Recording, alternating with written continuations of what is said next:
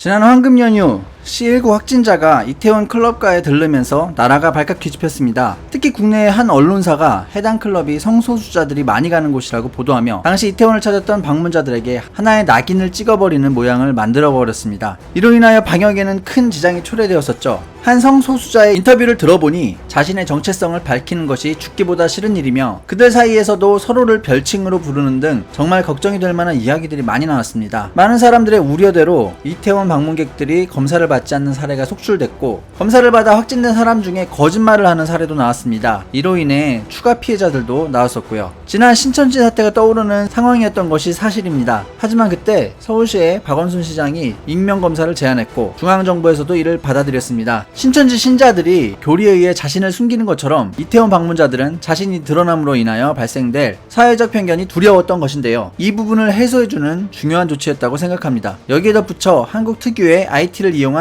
방문자 추적 시스템으로 이태원 일대의 방문자들을 다 찾아낼 수 있으며 만약 검사를 받지 않는다면 방호복을 입은 경찰과 공무원이 집까지 찾아갈 수밖에 없다는 이야기도 했습니다. 이게 무슨 말이냐 하면 지금 이 상황에 방호복을 입은 사람들이 집까지 찾아와서 데리고 가는 상황이 연출된다면 그야말로 저 사람 성소수자 아니야? 라는 소문이 동네에 퍼진다는 이야기거든요. 이와 같은 조치는 자발적으로 검사를 받는 사람들이 늘어나게 된 계기가 되었습니다. 그렇게 해서 그 짧은 기간 동안 이번 사태와 관련하여 총 5만 명 이상이 진단검사를 받았다고 하네요. 이를 통해 지금까지 밝혀진 확진자는 200명이 채 되지 않습니다. 또한 국내 지역 감염자가 다시 한 자릿수로 줄어드는 등 염려했던 것보다 정말 빠른 속도로 사태를 진화하였습니다. 다시 한번 한국 정부의 대응 능력을 칭찬할 수밖에 없는 상황입니다. 처음 이태원 클럽발 확산 사태를 접한 세계 유력 언론들은 한국의 상황을 우려 섞인 눈으로 지켜봤는데요. 세계적인 방역 모범국인 한국이 사회적 거리두기를 생활 속 거리두기로 전환하면서 바로 이런 일이 발생했다는 사실에 경각심을 갖는 나라들도 많이 있었습니다. 일상생활 복귀가 어쩌면 아예 불가능한 것이 아니냐는 이야기도 나왔었는데요. 그만큼 이번 사태에서 하나의 기준이 되어버린 한국에 대한 관심이 높았다는 것입니다. 그리고 며칠이 지난 지금 사태는 확연하게 진정되고 있습니다. 아까 말씀드린 것처럼 신규 확진자 숫자가 눈에 띄게 감소하면서 안도하는 분위기가 생겨나고 있습니다. 현재 치료 중인 환자는 1000명 정도 되는 것 같은데 이 정도면 의료 붕괴 걱정을 하지 않아도 될 만큼 여유로운 상황입니다. 이와 관련하여 일본이 해당 상황을 보도하는 논조가 흥미로운데요. 사태 초기에는 이웃나라 일본에서 이번 상황에 대하여 마치 고소하다는 느낌이 들 정도로 집중적으로 이 사실들을 보도하였습니다. 당시 보도 행태가 어떠했는지는 다들 아실 테니 생략하도록 하겠습니다. 그러나 이후 한국의 방역당국이 행동을 개시하자 정말 놀랍다는 반응들을 쏟아냈습니다. 특히 후지TV의 바이킹이라는 프로그램에서는 한국 시스템에 대해서 집중 조명하며 놀랍다는 반응을 보여줬었고요.